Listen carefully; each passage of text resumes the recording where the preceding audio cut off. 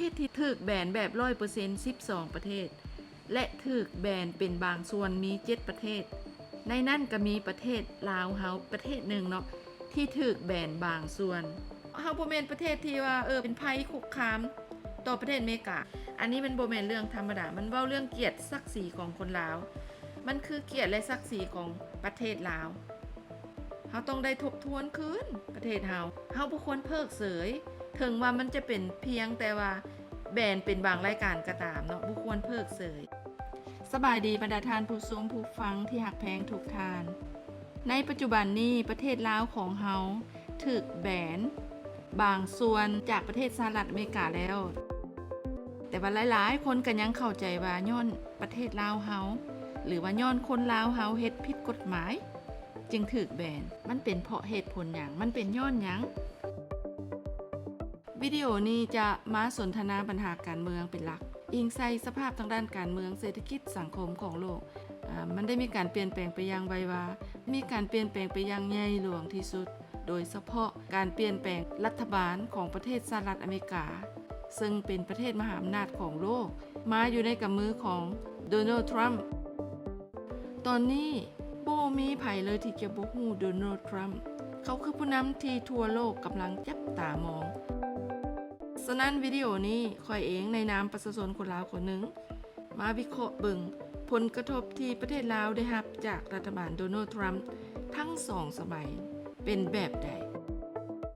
คือดังที่ทุกๆท่านก็ได้รู้แล้วว่าปัจจุบันประเทศเฮาได้ถูกแบนใน7ประเทศที่แบนบางส่วนนั้นย้อนหยังและต้นปลายสาเหตุของการแบนทั้งที่ประเทศลาวเฮาเป็นเพียงประเทศน้อยๆด้อยพัฒนาเป็นหยังโดนัลด์ทรัมป์จึงมาแบนแม้นกระทั่งประเทศน้อยๆคือกันกับประเทศลาวค่ะต้นปลายสาเหตุมาจากนโยบายของรัฐบาลทรัมป์สมัยที่1ก็ได้เฮ็ดให้คนลาวชาวอพยพของคนลาวได้รับถูกผลกระทบเนาะคนลาวจำนวนหนึ่งโดยเฉพาะคนลาวเผ่ามงที่อพยพไปสมัยก่อนท่านมาฮอดเดี๋ยวนี้ก็เป็นรุ่น2รุ่น3แล้วเนาะแต่ก็ยังถูกเพ่งเล็งได้ถูกคุ้มเข้มกวดกาคนเข้าเมืองของรัฐบาลทรัมป์สมัยที่1ทางด้านเศรษฐกิจการค้าก็ยังบ่ทันได้มีนโยบายทางด้านการค้าต่อกับลาวแบบโดยตรงผู้อพยพส่วนหลายมันคนลาวเผ่ามงเฮาก็ได้ถูกออกคำสั่งในประเทศเป็นบางบุคคลเป็นบางส่วนเนาะมาฮอดสมัยโดนัลด์ทรัมป์2นี่ปี2025ถึงปัจจุบันล่าสุดนี่นะคนลาวเฮาผู้อพยพก็คือได้รับผลกระทบอย่างชัดเจนที่สุดทางด้านเศรษฐกิจการค้านี้มาถึงสมัยที่2นี่แม่นเป็นรูปธรรมชัดเจนที่สุดเพราะว่าลาวเฮาประเทศลาวเฮาตกอยู่ในกลุ่ม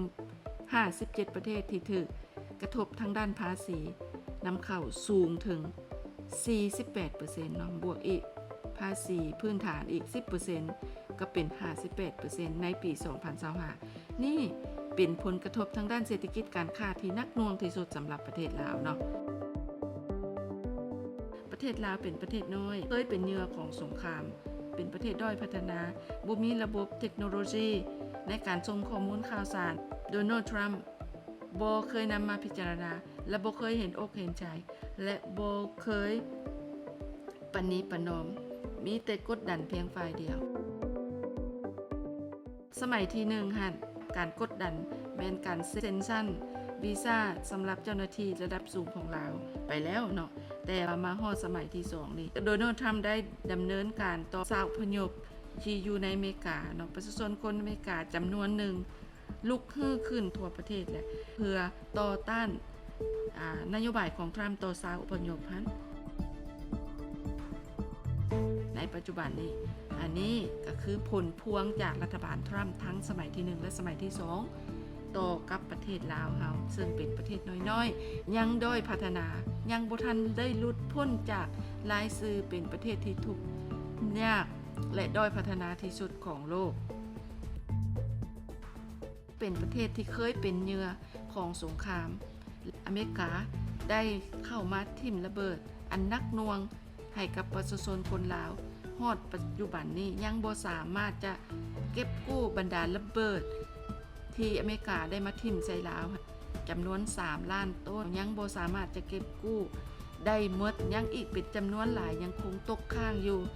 แต่ว่าโดนัลด์ทรัมป์บ่สนบ่แคร์และก็บ่รับผิดชอบสิ่งที่ประเทศอเมริกาได้กระทำนี่มันทรงแสดงให้เห็นถึงภาวะผู้นำที่บ่มีคุณสมบัติที่จะมาเป็นผู้นำของโลกได้สำหรับข้อยเองเนาะก็มีความสนใจและก็ซอกฮู้เหตุผลว่ามันเป็นหยังมันเป็นย้อนหยังเหตุผลหยังประเทศลาวจึงถูกแบนบางส่วนเป็นเช่นนั้นประเทศที่ถูกแบนแบบ 100% 12 ประเทศและถูกแบนเป็นบางส่วนมี7ประเทศในนั้นก็มีประเทศลาวเฮาประเทศหนึ่งเนาะที่ถูกแบนบางส่วน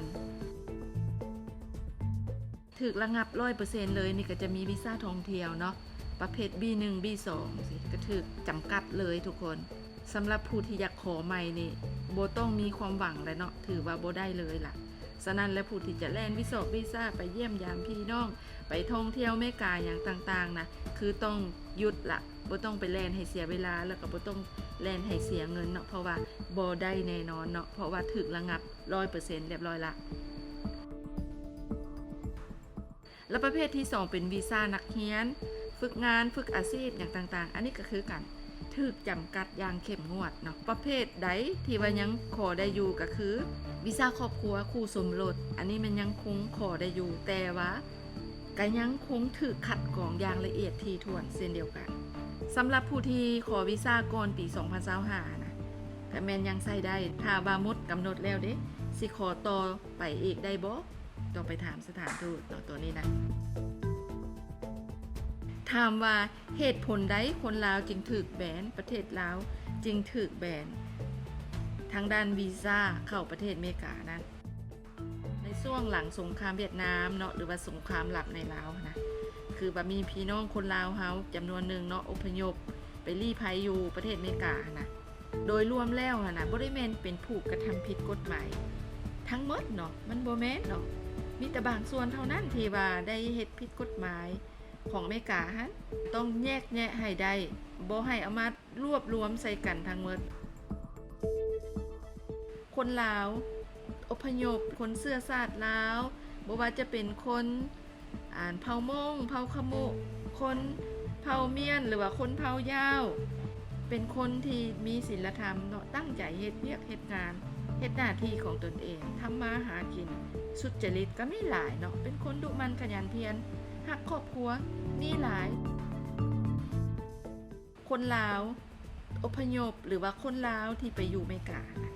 มีเปอร์เซ็นต์ที่ว่าก่ออาชญากรรมต่ำที่สุดเลยถ้าเทียบใส่คนภายในประเทศอเมริกาเองนะคนลาวเขาเป็นคนที่มีนิสัยอบอ้อมอารีคนลาวเขาปัจจุบันนี้อยู่ประเทศลาวนี้ถือพาสปอร์ตเป็นพลเมืองลาวในปัจจุบันก็ถูกแบนไปพร้อมๆกันแต่เป็นอย่างจึงถูกแบนเขาอยากไปท่องเที่ยวเนาะมีเงินมีคำอยากไปท่องเที่ยวอเมริกาสิไปยามพี่ยามน้องอยากไปเรียนหนังสือก็ไปบ่ได้อันนี้มันบ่แฟร์แม่นบ่ทุกคนมันบ่แฟร์เลยอันนี้นะที่ถูกแบนบางส่วนมันเป็นอย่างจึงเป็นจังซั่นเพราะว่าคนลาวเฮานะเป็นคนที่มีวัฒนธรรมอันดีงามเคารพคนอื่นคนอบอ้อมอารีบ่มีนิสัยที่จะไปก่อ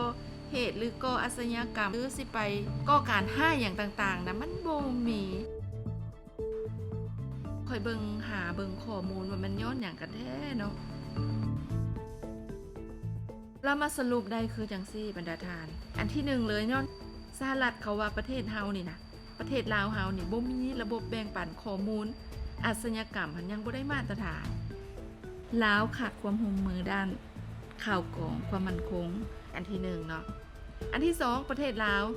แมนเคยปฏิเสธการที่จะรับเอาคนเสื้อชาติลาวที่เฮ็ดผิดกฎหมายและถูกในประเทศกับประเทศนะประเทศลาวบ่รับกลับคืนเนาะประเทศลาวจะรับแต่เป็นบางส่วนผู้ที่สมัครใจกับประเทศนะก็รับคืนเนาะในหลังๆมานี่แต่บ่ฮู้ว่าการรับคืนตัวนี้นี่มันจะสายเกินไปหรือบ่เนาะที่เฮ็ดให้อเมริกานี่บ่นำเข้าไปพิจารณานะอันที่3ปัญหาการขาดความโปร่งใสทางด้านเอกสารอยู่ประเทศลาวเฮานี่นะมันมีความเสี่ยงหลายกวดสอบบ่ได้อย่างซี่นะก็เฮ็ดให้รัฐบาลอเมริกามีความกังวลว่า ระบบการออกหนังสือเดินทางหรือการเฮ็ดบัตรประชาชนบ่ได้มาตรฐานสากลบ่มีความโปร่งใส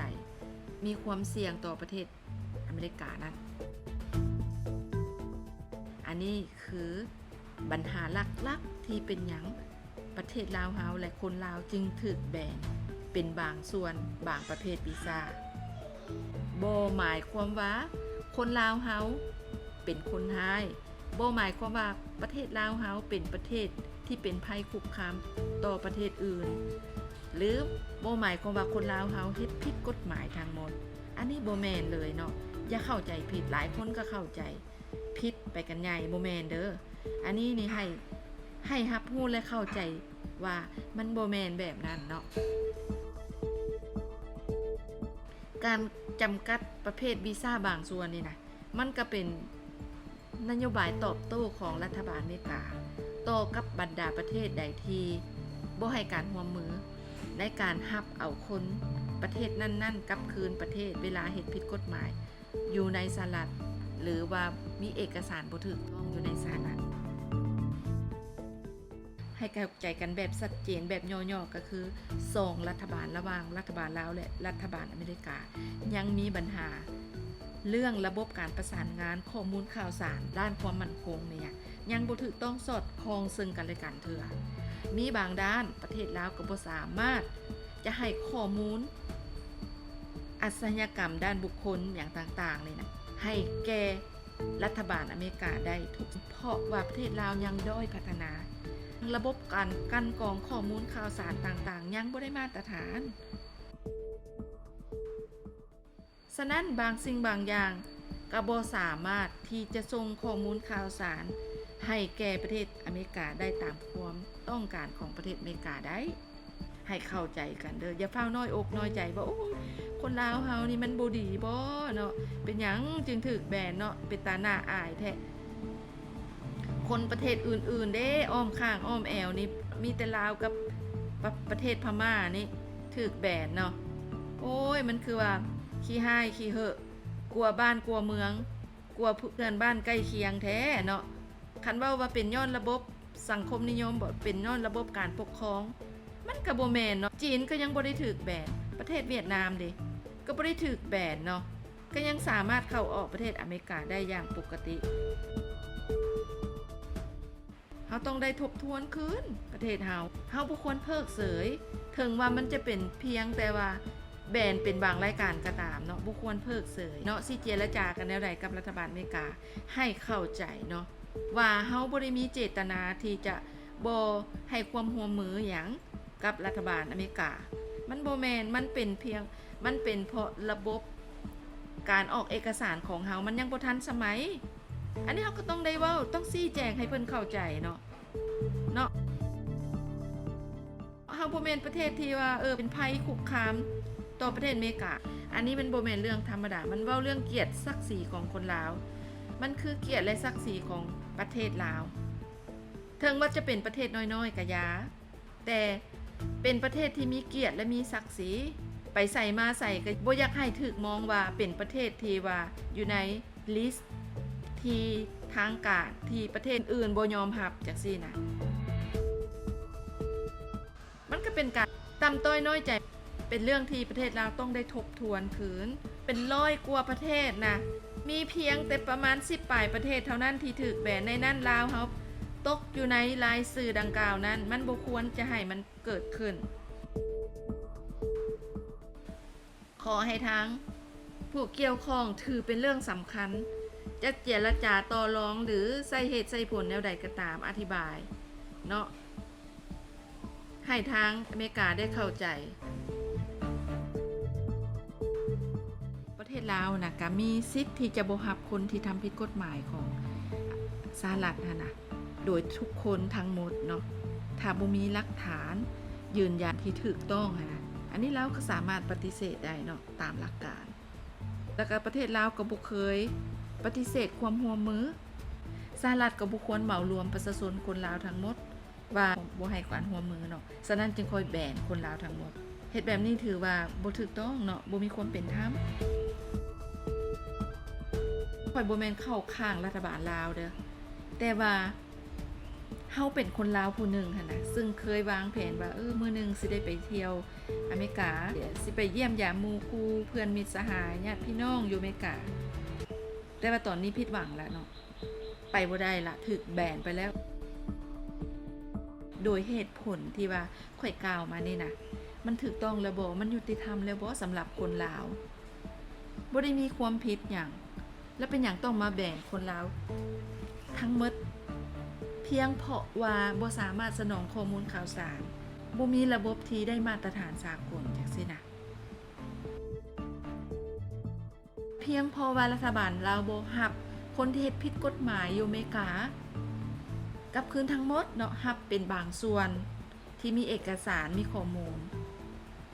แบบนี้นะมันบ่ยุติธรรมสำหรับคนลาวเป็นหยังต้องแบนคนลาวเป็นหยังต้องแบนประเทศลาวถ้าว่าสหรัฐอเมริกามีความหวังดีต่อคนลาวต่อประเทศลาวเป็นหยังจึงบ่ตั้งหน่วยงานขึ้นมาเพื่อแก้ไขปัญหาที่ยังคัดข้องมองใจกันที่ยังบ่สามารถจะลงรอยกันนี้ได้เป็นหยังบ่หาทางออกที่ดีกว่านี้เป็นหยังต้องมากดดันประเทศน้อยๆคือประเทศลาวแบบนี้อันนี้เป็นสิ่งที่ค่อยบ่เห็นดีนำเป็นอย่างยิ่งเลยเนาะลาวเป็นประเทศที่มักสงบบ่เคยไปฮุกฮานผู้ใดเป็นมิตรกับทุกฝ่ายมีจิตใจอบอ้อมอารีคนลาวมีวัฒนธรรมที่งดงามบ่คือไผในโลกอยู่ในประวัติศาสตร์ลาวบ่เคยฮุกฮานผู้ใดมีแต่ศาสตร์อื่นมาฮุกฮานการที่ทางการประเทศอเมริกาแบนประเทศลาวในวีซ่าบางประเภทนี้ว่าเป็นประเทศที่มีความเสี่ยงหั่นน่ะแม่นบ่มีความยุติธรรมบ่มีความเท่าเทียมเลยเนาะต่อคนลาวบ่มีหยังเป็นผลดีต่อทั้งสองประเทศเลยถึงแม้นว่าประเทศลาวจะเป็นประเทศน้อยๆเนาะแต่ก็เป็นประเทศที่มีเกียรติมีศักดิ์ศรีประเทศลาวคนลาวก็อยากมีความเท่าเทียมกับประเทศอื่นๆเช่นเดียวกันถึงจะเป็นประเทศน้อยและเป็นประเทศด้อยพัฒนาก็ตามหวังว่านะทุกอย่างจะมีการเจรจาสร้างความเข้าใจที่ดีของรัฐบาลทั้งรัฐบาลลาวและก็รัฐบาลอเมริกาเนาะขอให้มีความเข้าอกเข้าใจและแก้ไขปัญหานี้ให้แก่ประชาชนคนลาวให้มีความยุติธรรมในอนาคตเนาะถ้าว่ามีเงื่อนไขข่อยก็อาจจะมีโอกาสได้ไปเที่ยวสหรัฐอเมริกาไปหาประสบการณ์ใหม่ๆจากครั้งหนึ่งในชีวิตดังที่มีความหวังไว้เนาะสำหรับคลิปนี้ก็ขอขอบใจทุกท่านที่ติดตามชมคลิปแต่ต้นตลอดปลายจนจบเนาะพบกันใหม่ในคลิปหน้าสำหรับท่านใดอยากฟังนินีวิเคราะห์หรือว่านินีเว้าเรื่องใดให้ฟังอีกในตอนหน้าก็อย่าลืมกดไลค์กดแชร์กด Subscribe เพื่อเป็นกำลังใจให้นินีวิถีลาวเลยเด้อเพื่อจะได้มีกำลังใจเฮ็ดคลิปต่อไปในโอกาสหน้าเนาะสำหรับคลิปนี้ต้องขอกล่าวคำว่าสบายดีขอบใจไปก่อนบ๊ายบาย